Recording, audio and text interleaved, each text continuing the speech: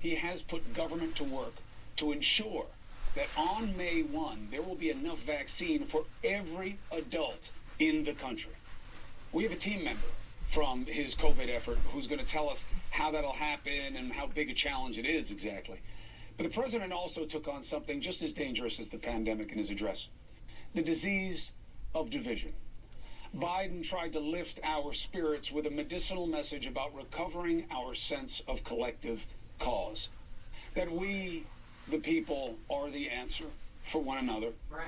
Certainly it was healing in a way that the bloviating and blame that started us on this poisoned path a year ago tonight never was. This is not a financial crisis. This is just a temporary moment of time. I will never hesitate to take any necessary steps to protect the lives, health, and safety of the American people. The virus will not have a chance against us. No nation is more prepared or more resilient than the United States. And no nation was more put at a disadvantage by leadership than America. Trump did hesitate. He intentionally refused to take necessary steps. He lied about the reality. He left states to largely figure it out for themselves at critical points. He called himself a wartime president and then all but fled the battlefield. Even now, Trump refuses to be part of the solution, even when it means just telling people to take the vaccine that he pushed for. He is the only former living president who didn't take part in a new PSA of former presidents and first ladies to encourage everyone to get the vaccine. He's still denying the reality of what we need from a leader, even a year later.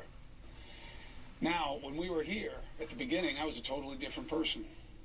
It felt like our future was landing on our laps that night.